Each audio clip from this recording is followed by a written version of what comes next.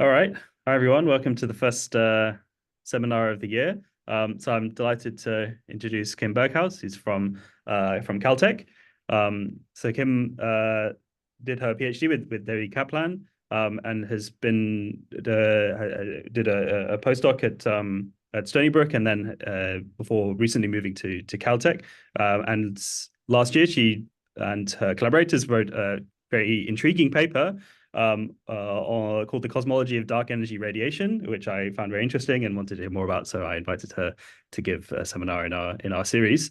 So without further ado, I'll pass it over to Kim, and you can take it away. So thank you.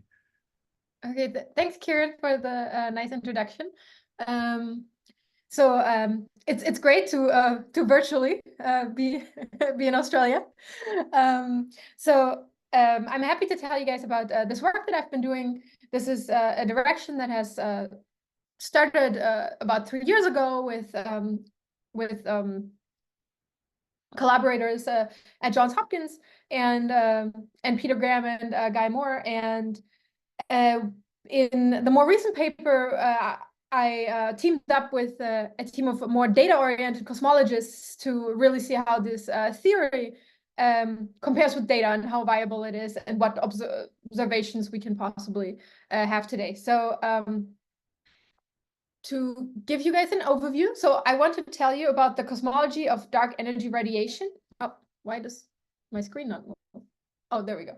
Okay, so first I'll talk about dark radiation a little bit more broadly, and then I'll go into the specific model that I have in mind called dark energy radiation. And then I'll talk about what cosmology teaches us about this model, how it compares with all the precision data sets that we currently have, and where that leaves us with the prospects of potentially detecting some of the signatures predicted in this model in laboratory-based experiments.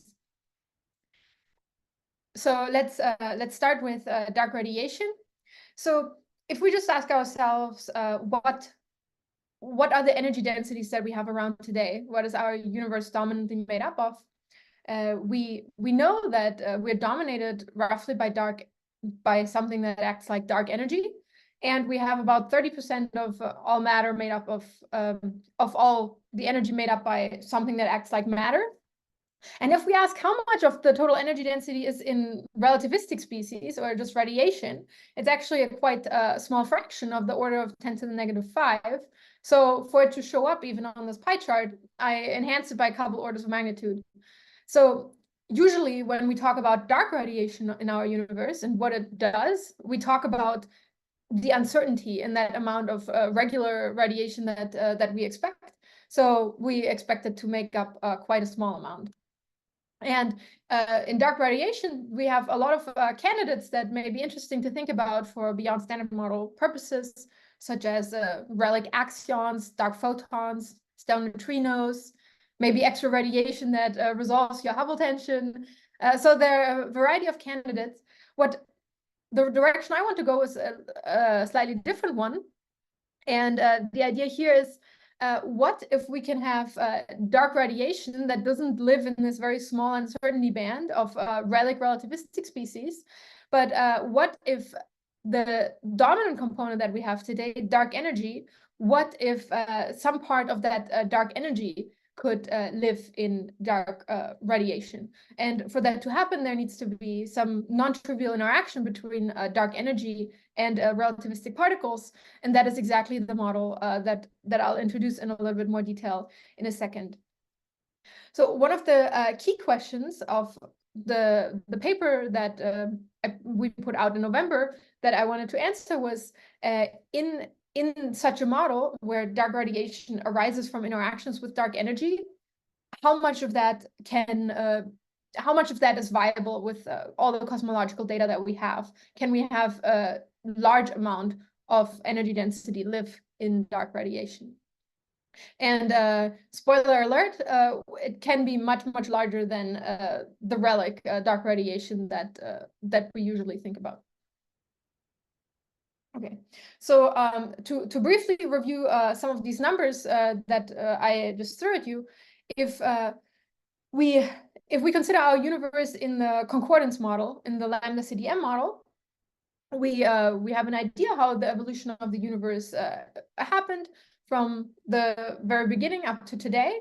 And we have a very precise data set from when the universe was about 100,000 years old, here at the redshift Z star, and that is when the cosmic microwave background formed. And this gives us a very precise snapshot from the features in the cosmic microwave background on all the energy densities that were around at that time, and the ratio of matter versus relativistic particles. And within lambda CDM, we know how these components behave as a function of redshift. So if we take our typical model, we have radiation and redshifts with z to the power to the fourth, and matter that redshifts slightly less strongly. We know that in the early universe, at some point, those components crossed, and we went from radiation domination to matter domination shortly before the cosmic microwave background. And that data set, fitting to it, very precisely determines the ratio of those energy densities to each other. But, and this is the point that I want to make with this slide, what it does not constrain is the energy density in dark radiation. And the reason for that, not dark radiation, dark energy. And the reason for that is because dark energy at these very early times during the cosmic microwave background is extremely subdominant. It's several orders and orders of magnitude lower than radiation and matter. So therefore, this data set does not tell us anything about the precise properties of dark energy. So if there's an exotic component of dark energy, such as a dark energy radiation component that slowly increases in time, and I chose this redshift behavior because this is exactly what the model does that I'll introduce in a couple slides, then the cosmic microwave background will not tell us about the viability of that behavior.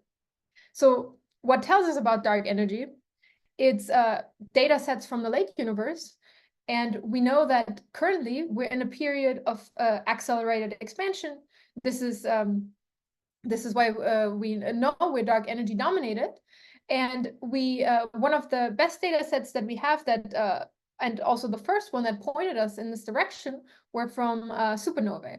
So supernovae, we have the Pantheon data set is a very precise data set that basically form a distance ladder.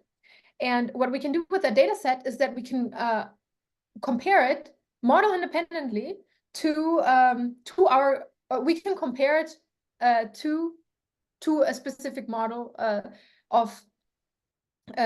to a specific cosmological model. And precisely within lambda CDM, we fix the amount of dark energy to be a cosmological constant, so no redshift behavior, and we fix the equation of state to be exactly -1, such that we have negative pressure and we get this behavior of accelerated expansion. And then if we make those model choices fitting to the Pantheon data set, exactly gives us this amount of 30% of matter and 70% of energy density living in dark energy.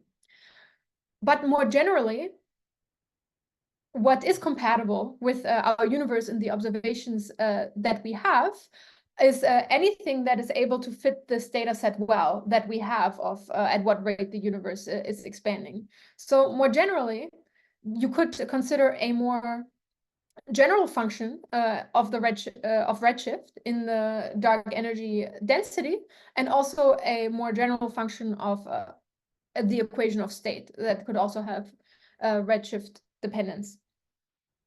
So this was the prelude. Now let's talk about what type of more dynamical dark energy would we want to consider. So there is a very old idea that that has been introduced many years ago, very similar to the idea of inflation.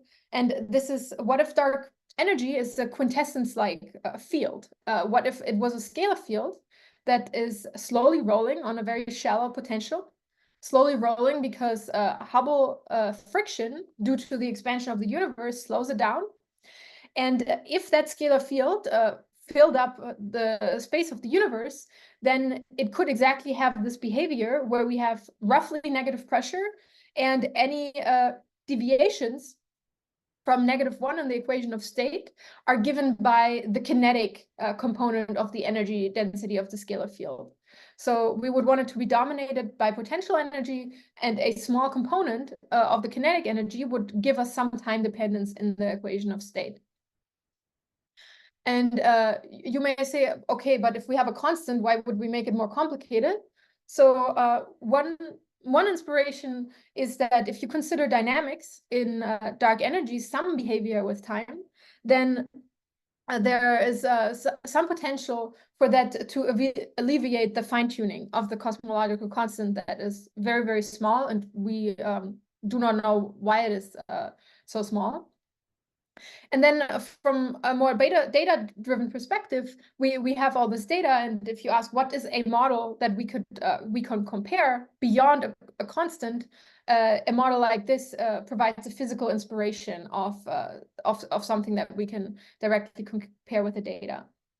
So what I want to tell you about now is basically an extension of this idea, and this is where dark energy radiation comes in.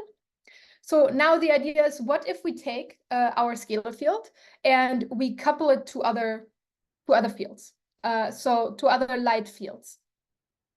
So then this picture can change quite dramatically.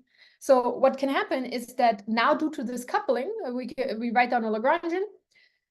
We have an interaction between the scalar field and something else, and that can give rise to a thermal friction coefficient that now extracts the energy density from the slowly rolling scalar field and sources a radiation bath.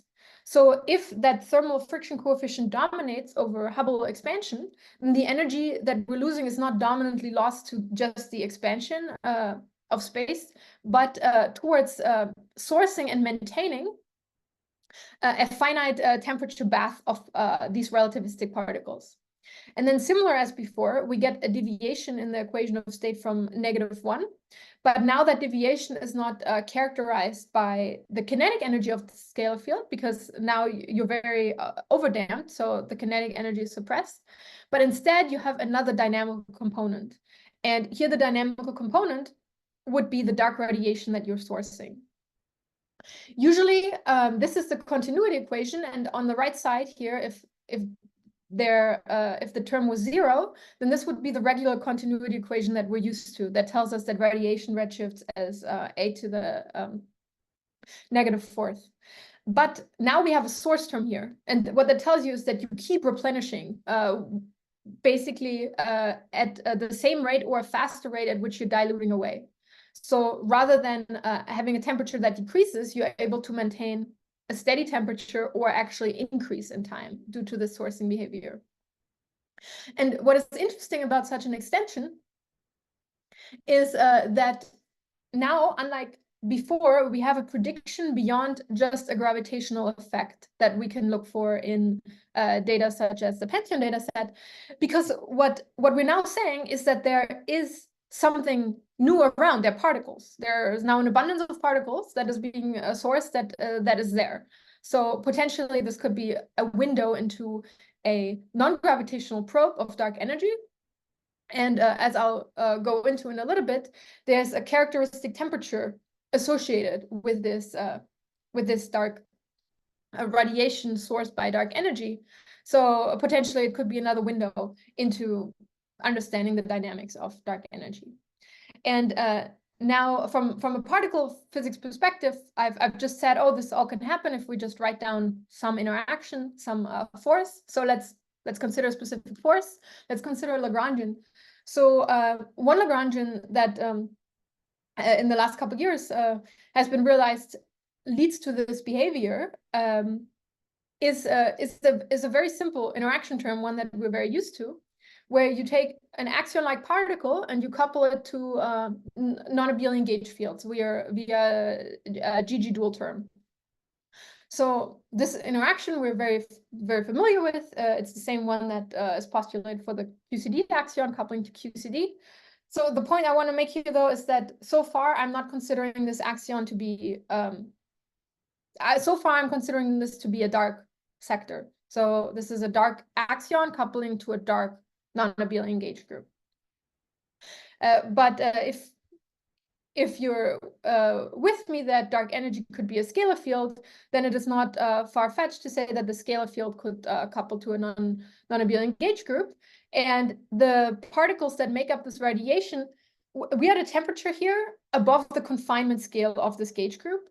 So the particles that make up this radiation are just basically the gauge bosons, so the dark gluons, so to say. But at high temperatures, they're not confined, so they're like freely bouncing around, and they non-abelian gauge fields have strong self-interactions, and this is what allows them after creation to be thermalized because they're efficiently interacting, which maintains the temperature.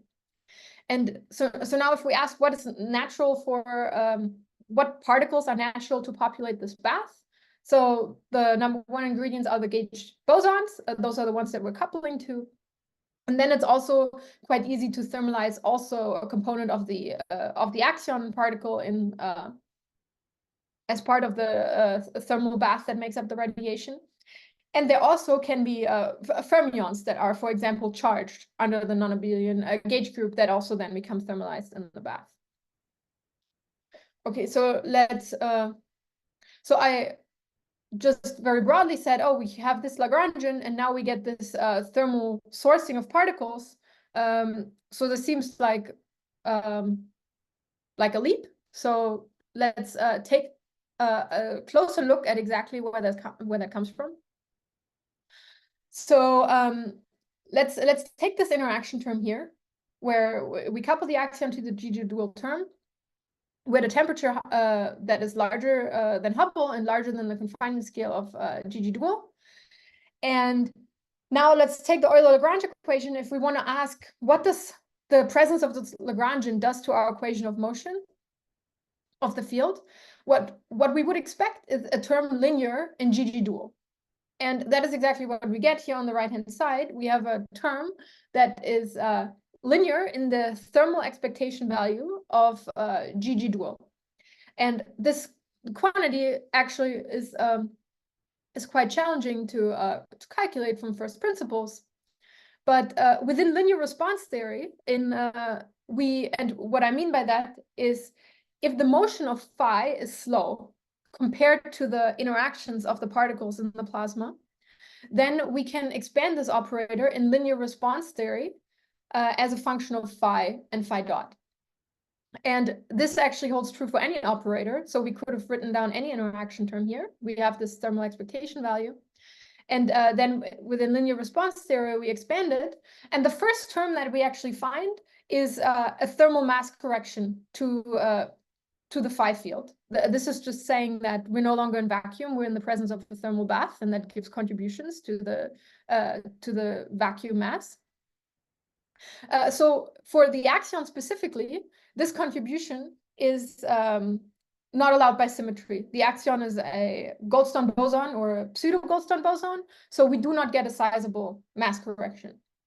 But the next order term here is exactly the type of term that we were looking at before, where you have a thermal friction coefficient in front of a phi dot term. So we have a dissipative term.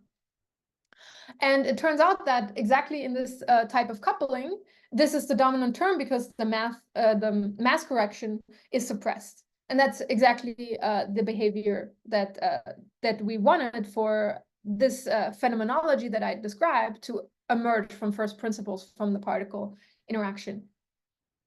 And now the question is, how do we calculate this thermal friction coefficient? And we can calculate it from thermal correlators. And it's actually very interesting that for this specific type of coupling, if we couple to a non-abelian gauge theory, the source of particle production is actually quite unique. In a non-abelian gauge theory, we have a non-trivial vacuum structure of the theory, and those lead to Sphaleron configurations. So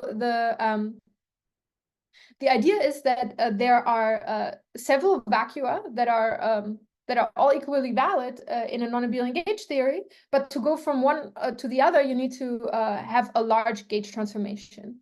And when we talk about instantons, for example, we're talking about tunneling from one vacuum to the other vacuum.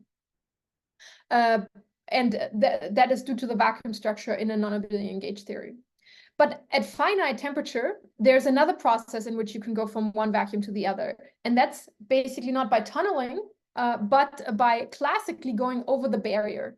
And if you do that, you can think of it to go from one vacuum to the other, you need a finite energy gauge field, large gauge field configuration that forms. And that is what is called a sphaleron. And it turns out that in this type of theory, the fact that sphalerons exist actually are the leading source of this particle production. So in a way, you could think of the phi dot from the rolling scalar field is giving a potential to the vacuum transition, and it's inducing real-time sphaleron processes. And those real-time sphaleron processes means that these gauge field configurations form, and then they decay and source gauge bosons. And this process, this really non-perturbative phenomena of these sphalerons existing, gives efficient rise to particle production. And in fact, we can relate what that thermal coefficient scales like to the sphaleron rate, which is a quantity that has been very well calculated because it has applicability in, for example, baryogenesis. So it's a very well-known quantity, and we can relate it to the particle production efficiency in this model. And what we find is that we get scaling as alpha to the fifth over f squared, where alpha here is the coupling, the fine structure constant of the non-abelian gauge theory, and f here is the symmetry breaking scale of the axion. And in this alpha to the fifth, you can see this tells you about the non-perturbative nature of this particle production process, because this is, maybe naively you would have thought it would be alpha squared, just if you thought it was a perturbative process.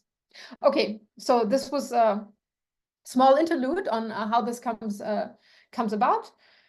Are there any questions so far?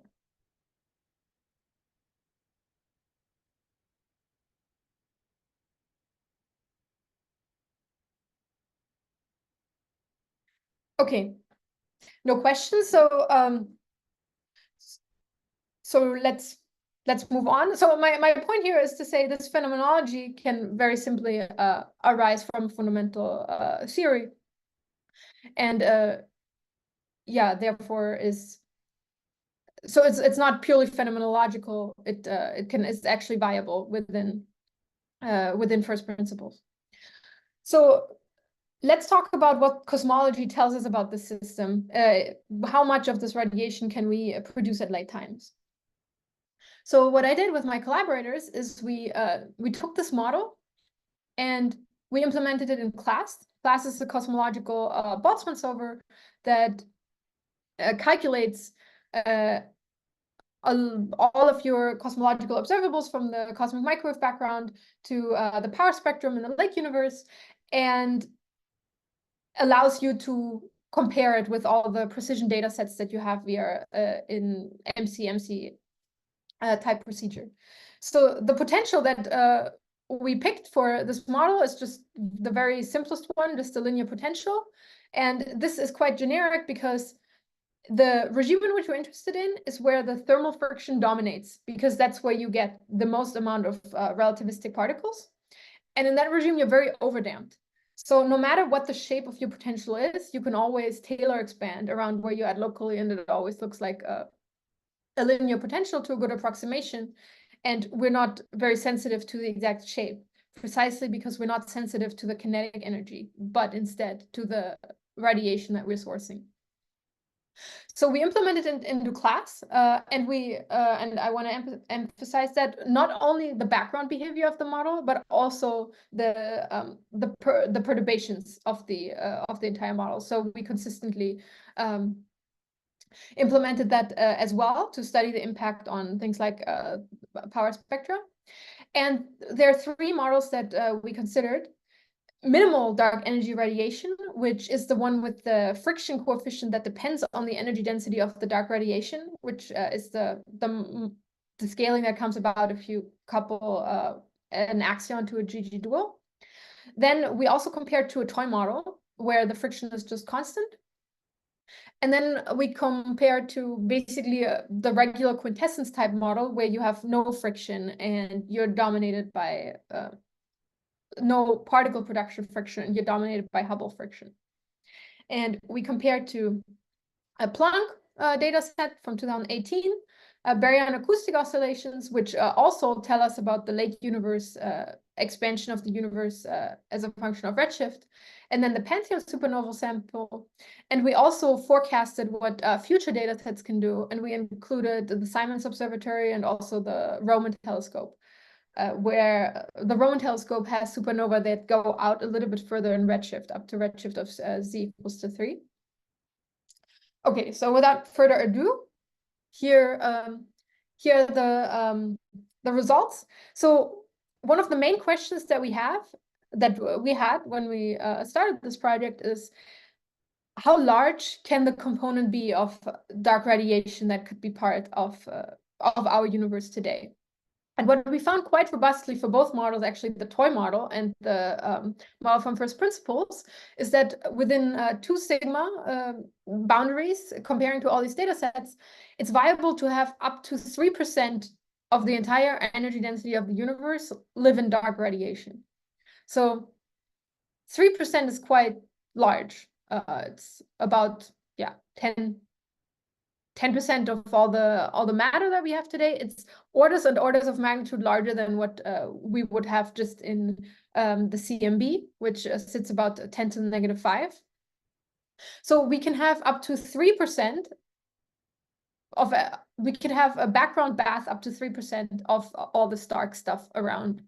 And if we compare to the quintessence model, we also find that where the dynamical component is not the radiation, but kinetic energy, we also find that 3% is roughly the benchmark of dynamics that is allowed, even if we take a completely different model. So if you ask me about another model with a dynamical component, I would tell you that probably it will also have around 3% viability within the current precision constraints from data that we have. And this is driven mostly by the Pantheon supernova set. So this is mostly driven by basically the background expansion at basically the deviation in the equation of state that you predict if you have a dynamical component. So the deviation there, if you have a model with only one free parameter, is about 3%. And with future data sets, that decreases to about 1%, assuming we are in a lambda CDM universe, which of course, when you forecast, you don't know what the data will tell you. Then we also compared to the W0 WA model. This is a very popular parameterization that is usually used when talking about the redshift dependence of the equation of state of dark energy. So one thing to note is that it has 2 free parameters rather than 1 as the ones in the models motivated by scalar fields. And this is a point that other people have made as well, but this parameterization, while very simple, because you're basically just fitting a straight line through your equation of state, both the degrees of freedom that you have very much compensate for each other. So it looks like you're not really constraining things very well at all. Like you can have about 20% of uncertainty, but it's really because these 2 parameterizations compensate for each other, and especially at very late times, your data sets, early times to data sets lose all sensitivity. So this parameterization really does not tell you very much. And if one wants to start with a particle model, it makes sense to consider the degrees of freedom that actually exist in your model, rather than just trying to fit a straight line throughout what the data allows you to do. Okay, so now looking at, if we want to look at how these energy densities evolve with time, what I'm showing here are all three models that we have. So we have here matter that at some point becomes subdominant to dark energy. And now dark energy in my setup is made out of two components. It's made up of the energy density of the scalar field and the energy density in the dynamical component. So for the minimal model and the toy model, those are the radiation components. And for the kinetic, for this quintessence field, it's the kinetic energy of the scalar field. And here we fixed all to live at roughly 3% today. And looking at the behavior as a function of time, we can compare how they grow. And you can see that when you have a quintessence field, it grows more aggressively. Basically, you are very overdamped in the early universe, and then you're slowly becoming less damped towards the late universe to achieve some type of dynamics. Versus the characteristic behavior for the dark energy radiation is that you grow slower. So the time scale at which your dynamics kick in is slower, and even if you go to earlier times, you still already have a sizable component of dark energy radiation. Your temperature is slowly increasing, and this kink that you're seeing here is at this point. This is a point from our results. The Hubble friction starts dominating over the thermal particle production friction. So that's why you get a different behavior here in the scaling. But if you consider basically, if you don't consider that interplay between Hubble and the thermal friction, just if thermal friction was dominating at all times, then in the minimal model, we would also see that this grows slower compared to the kinetic component. Okay, so far, I told you that that this model could be there in cosmology and how much of it can be there. So what I want to do now is I want to ask, taking this model and saying, okay, we can have up to 3% of stuff around.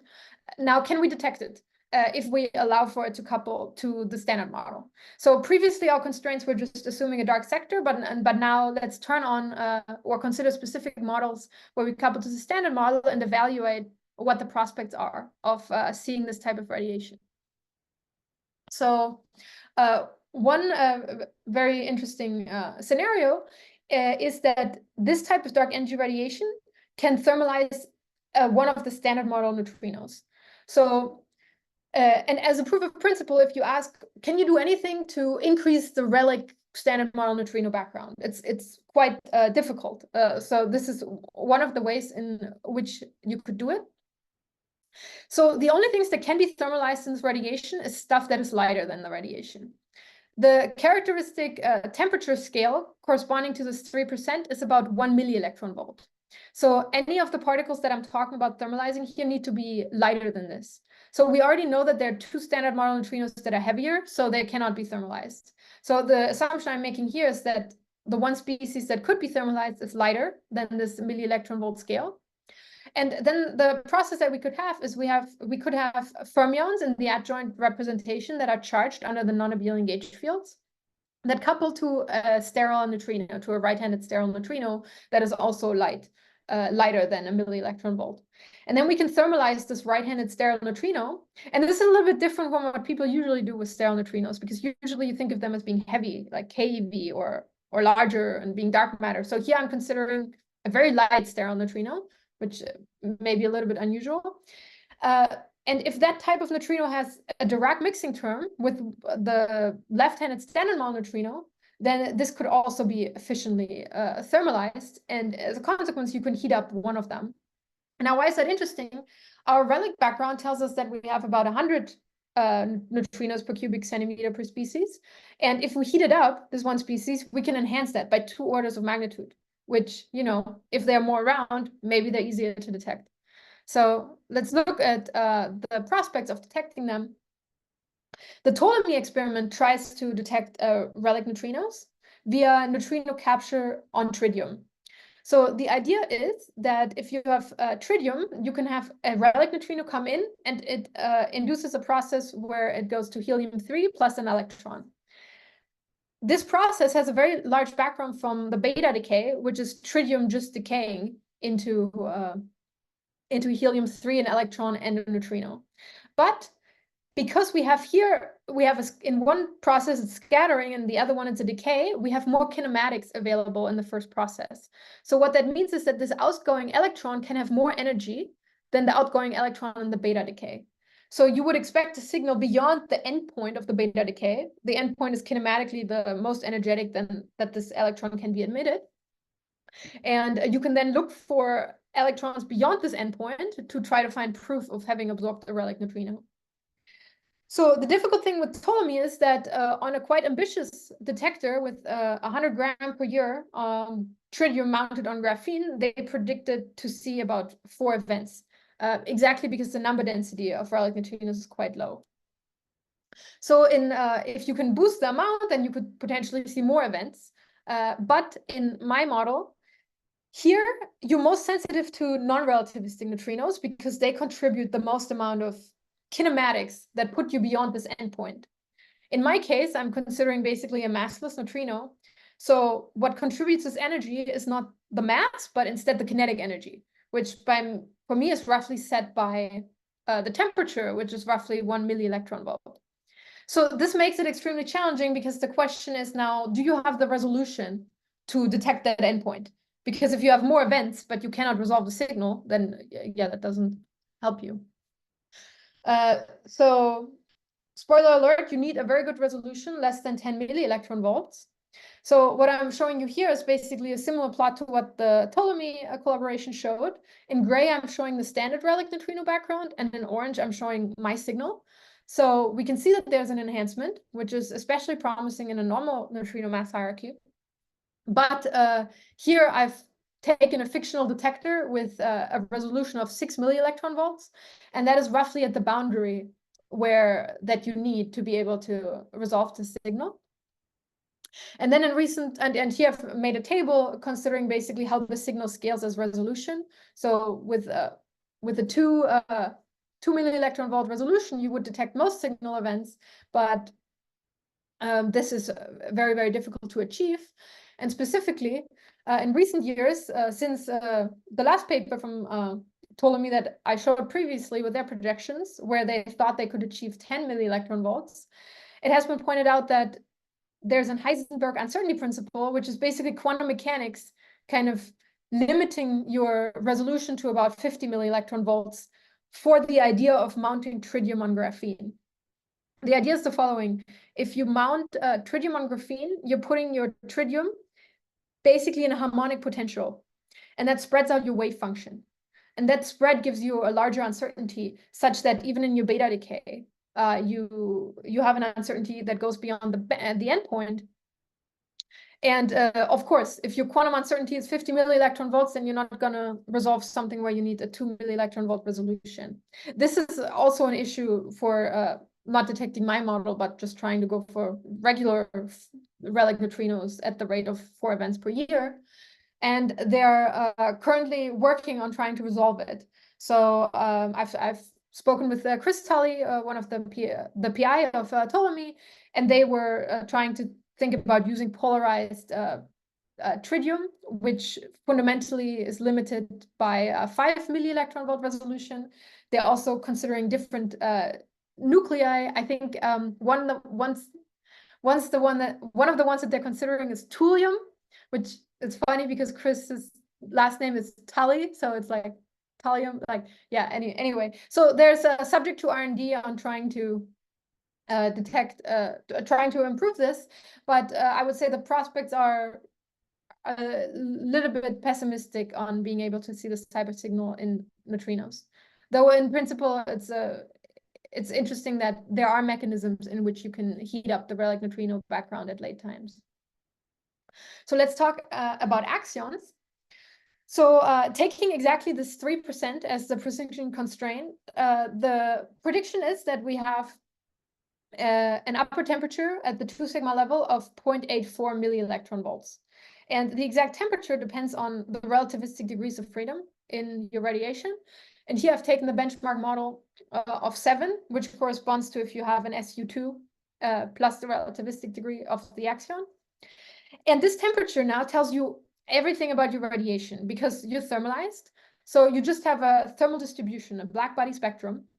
So as soon as you know this temperature, you know exactly how much of it you have. And another group has previously looked deeper into what it takes to detect a relativistic cosmic axion background. This is a group in Berkeley. And what they pointed out is that the dark matter axion experimental landscape also has a sensitivity to relativistic axions.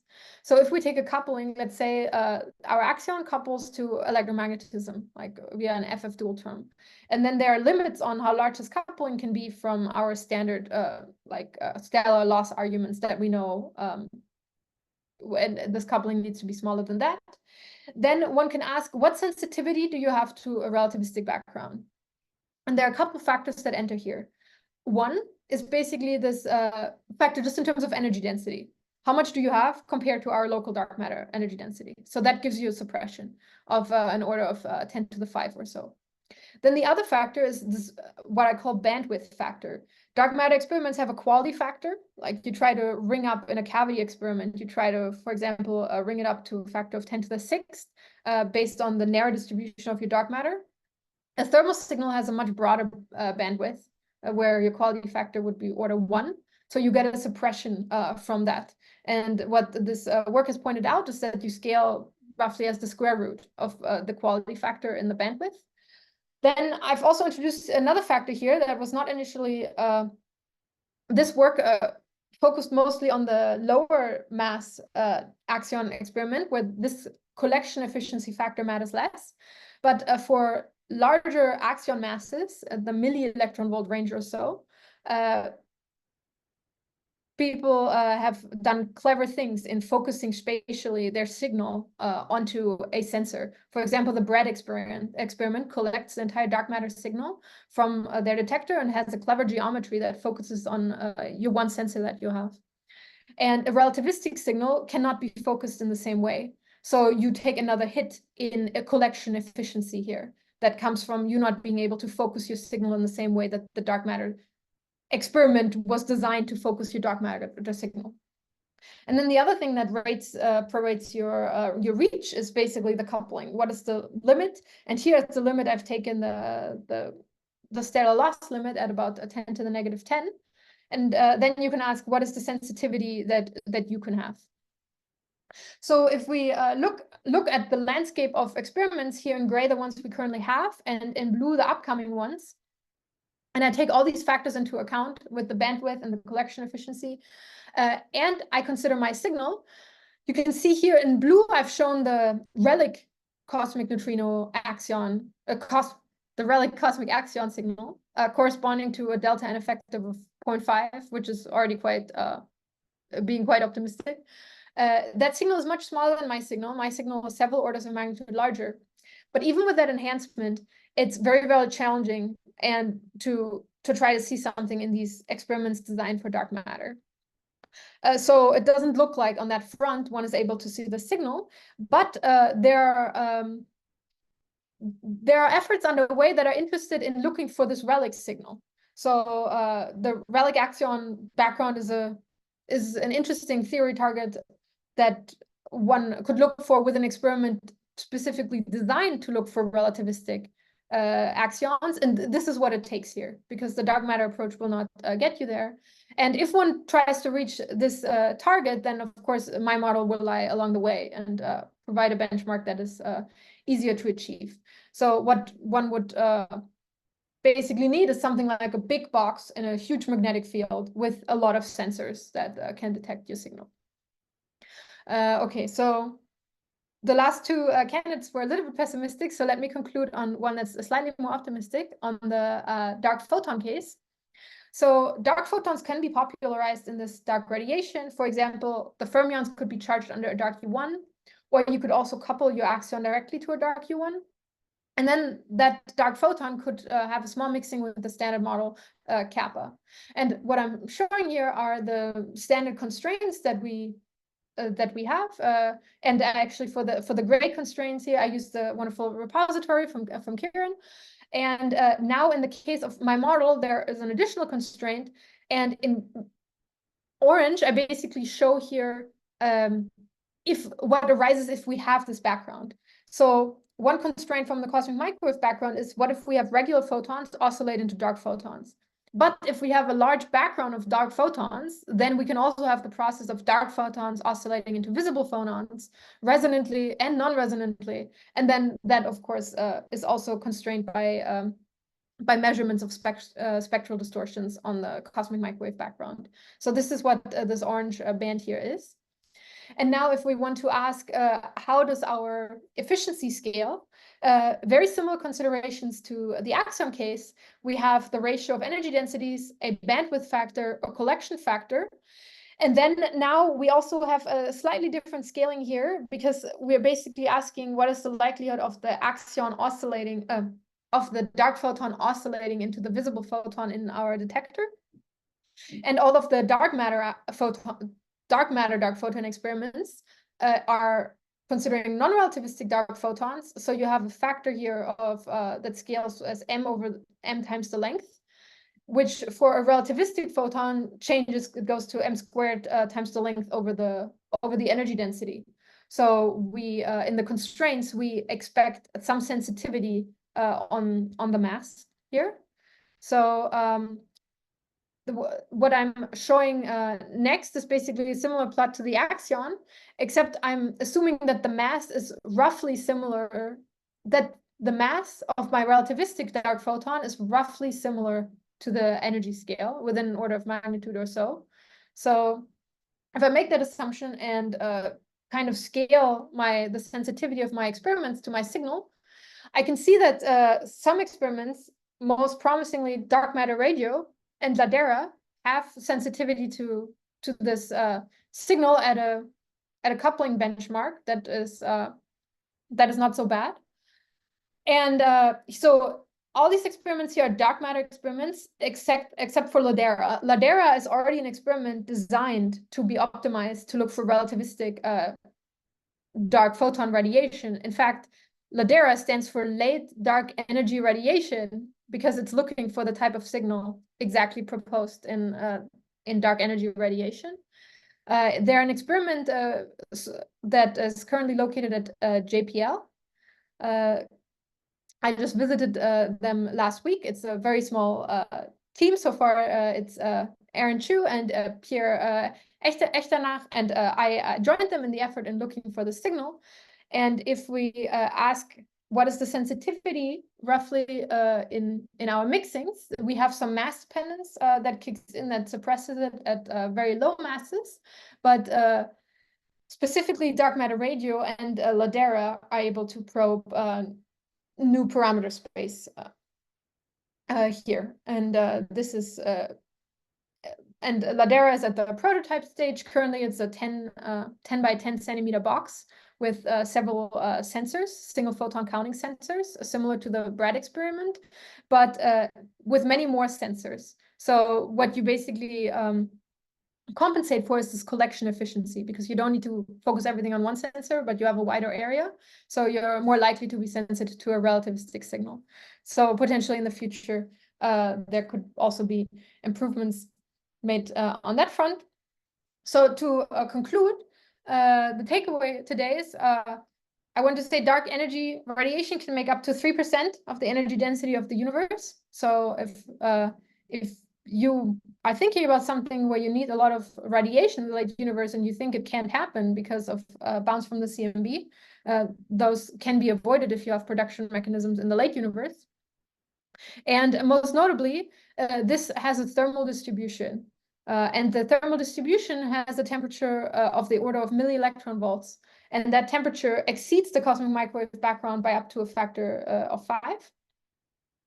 The direct detection prospects are challenging, but there are potentially additional benchmarks towards sensitivity to looking for the relic backgrounds, which are even smaller. But with current technology, axion and neutrino signals are out of reach, but dark photon signals are sensitive to a viable parameter space, and the experiment is specifically LADERA is taking data as we speak. And I'm collaborating with LADERA, and I'm also talking with members from the dark matter radio collaboration to kind of to see if what strategies one can pursue such that they're also sensitive to this type of signal on top of a dark matter signal. Okay, thank you. I hope that was right on time. Yeah, thank you very much. Yeah, for a great talk. Yeah, we have time for questions, so please, if anyone has a question, you can go ahead and unmute yourself and ask it now. Michael? Maybe can just for clarification that I understand it properly. So in the first part, when you talked about the constraint from Pantheon, so they technically only constrain W of that, right? How it evolves. So they basically don't care about how whatever happens at microphysical level. So so technically there wouldn't be any way to constrain the simple minimal dark energy radiation model which you showed in the very beginning. Is that right? Or is there any way to? Yeah, so that was a question that we ask ourselves within current and upcoming experiments. Can you discriminate basically your dark energy model? Or can you say something definite about this? And the answer is no, not at the level that we currently have, or with the next survey we would have. There were some interesting features that we saw that are also not resolvable with current data or upcoming data in the matter power spectrum, for example, because the radiation component would cluster differently, and it would give you a scale-dependent feature in the matter power spectrum, which is interesting because usually dark energy modifications change the overall growth of your power spectrum to the background effect, but you don't get scale-dependent features, versus with the radiation, you get clustering on specific scales. But that effect was so small at the 2% level or so that also within future surveys, we wouldn't achieve it. But I was visiting JPL recently, and there I was talking with cosmologists that were working on designing these type of surveys, and they said that, you know, even if with future missions we can't do something like that, it's interesting to know of models and what they kind of predict, to kind of ask what kind of targets would we have to set to make distinguishing statements in the future about models. So I would say right now it doesn't look like it, but you know, maybe in the far future there could be. Okay. No, it's a very interesting idea, very interesting model. I think I like it. That's that it's not. So for all the direct detection aspects, you always added something in addition, right? So also for the dark photons, you still need your non-abelian gauge fields, because otherwise you don't have the sphalerons, correct? Yeah, that's right. So also with the dark photon, I'm assuming that basically the major production comes from the sphalerons, and then I'm also thermalizing the other dark photon. But yeah, you always need you need to turn something on that talks to us to detect it. Yeah. Okay, good. Thanks. Thank you.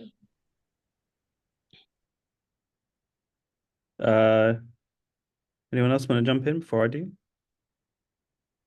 So maybe I can go next. Can you go back to your the cosmological constraints for the different models?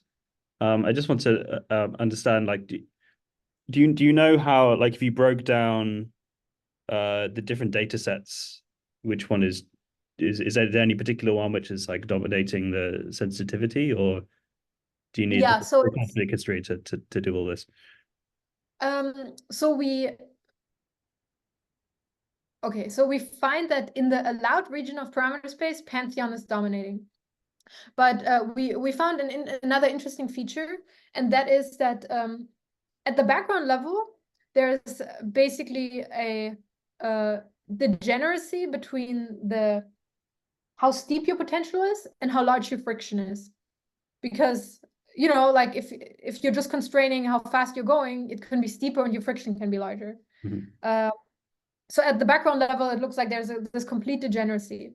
But what we found when we included perturbations is that we found that actually when your potential is very steep and your friction is very, very large, much larger than Hubble parametrically, we found that then you get a growth in perturbations that gave you features that you would see in the cosmic microwave background. In the low L multipoles, you would get something like an enhanced late Sachs-Wolf effect, which basically the photons are traveling through us and they're traveling through gravitational potentials.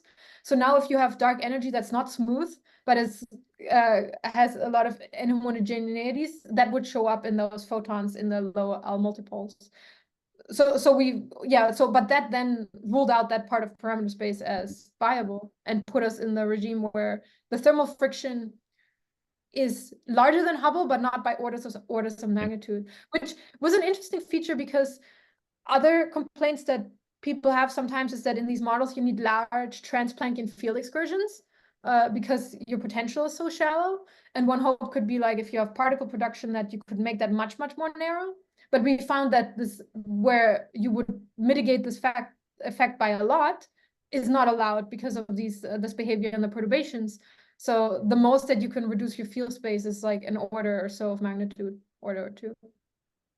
Yeah. I think there was also some, this is on my reading list, but there was some recent result from the dark energy survey, I think also. This is not included in your existing analysis, right? Do you know if it, given what you said, would that actually change anything though? So they mostly looked at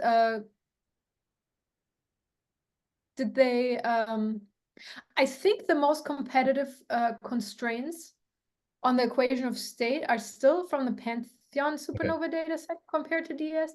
But I would expect anything in the next couple of years to lie between those 3% and the 1% that Roman roughly tells you. Unless, of course, we detect some interesting feature, and then that would be very cool. Yeah. And just so I understand, so basically in your like later plots, you are taking the kind of maximum allowed omega dark energy radiation. Is that right?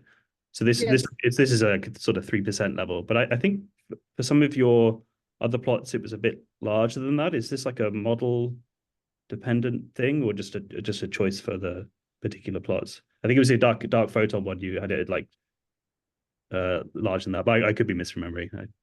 Yeah, so I took this 3% as the benchmark for all of them, but I assumed different amount of relativistic degrees of freedom that mapped onto slightly different temperatures. Yeah, okay. And the choice that I made was always the most conservative one necessary for that model. Mm-hmm. So for the axion one, it was 7, but for the neutrino, you needed a lot more because you had your sterile neutrino and then the standard model neutrino, and then the fermions in the first place. But I stay consistent with that 3%, and the temperature only changes because because of the degrees of freedom. And I didn't mention this, so I showed the last plot that I showed. It had a V2 down there. I have not uploaded the V2 yet to the archive. So there's a V2 coming where I updated the last plot for the photons to accurately represent that you decouple as the masses go very low. Initially, that was not represented in the plot in V1. Yeah, there was some other thing I just wanted to ask you. I think I didn't quite understand from your initial explanation was the this like collection efficiency factor that you have when you were like rescaling these sensitivities. So you use the example of bread where they focus the photons down to like the sensor. But I think I didn't understand why this is an issue, because I thought the geometry was all about the photons themselves. Like you get the photons produced from the interface or like the mirror or whatever they have, and then the geometry just reflects them. So what is different? I mean, if you're is the only relevant quantity just like the frequency of the photons, or is there does it change the signal in some way that means you lose out an additional factor? I think I just didn't quite understand. Yeah, so the red, the fact that their geometry is able to focus the entire dark matter signal onto a narrow sensor relies on the dispersion relation of the dark matter in the with being so narrow. And what would happen for a relativistic signal is that rather than focusing the signal from the entire detector onto your sensor, you would only focus a small subfraction onto your detector.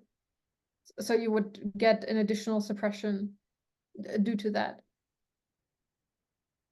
But is the signal not still just like you have an axion with a given energy, gets converted into a photon of that energy, and then that bounces around and arrives at the detector? Or is there some other?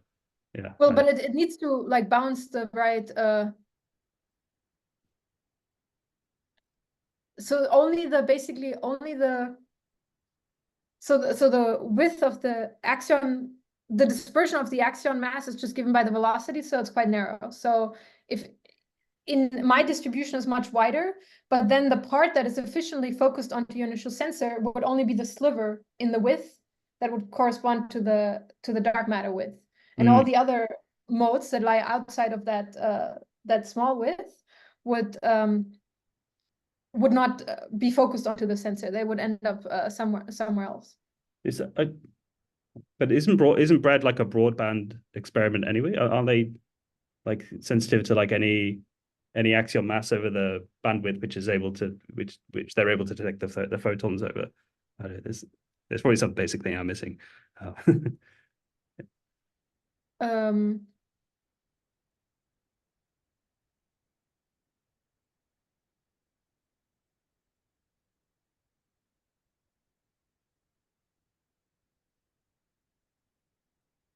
Let me think about how to.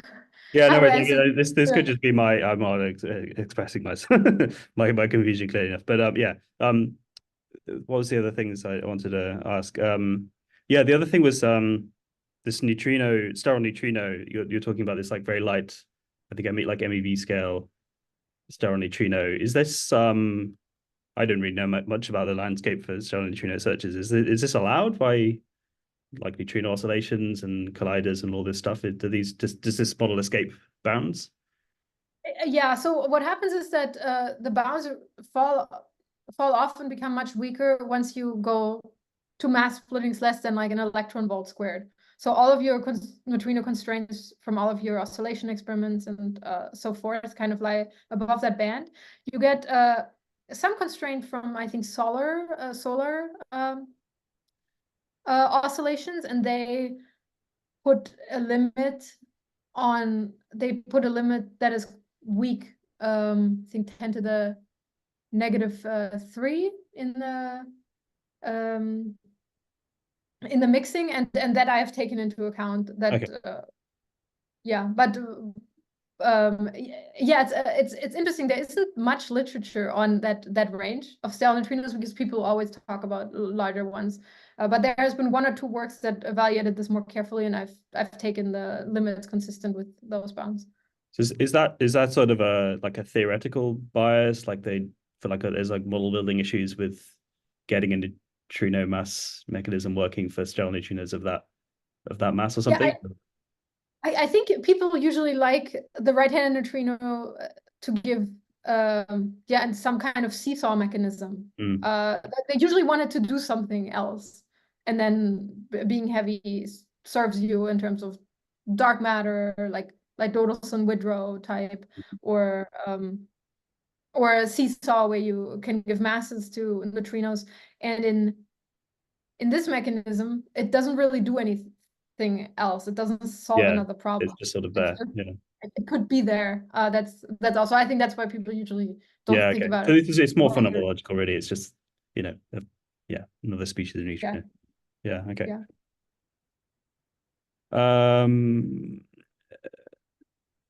Maybe I think the answer is just probably like an obvious no. But I mean, you talked about this sort of direct detection prospects, but I mean, is there any other indirect signal? Do you have any place where like decay of these like subsequent produce these axions or dark photons and then they decay? I mean, I guess it's still like such a small population compared to like what you would consider for dark matter that maybe the answer is no. But did you consider any other indirect signals of this additional population? Because I mean, it's a population just growing all the time, right? So does it ever amount to a sufficient abundance that you would?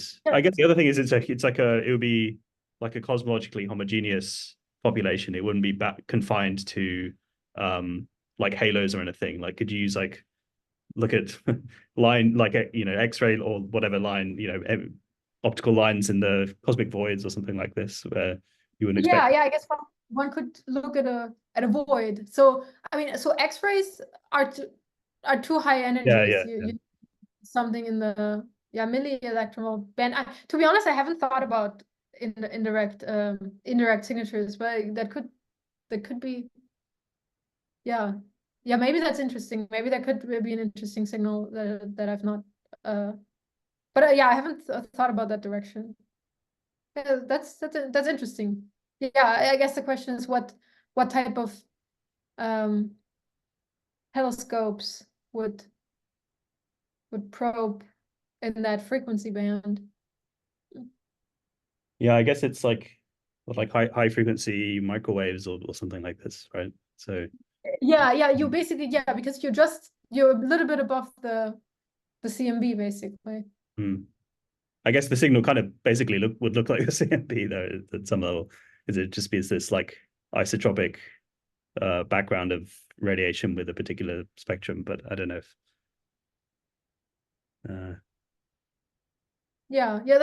that's interesting. I'll think about that a bit more. Yeah, sure, all right, well, maybe just we've gone a bit over time, but yeah, those are really fascinating to us. I'll stop recording.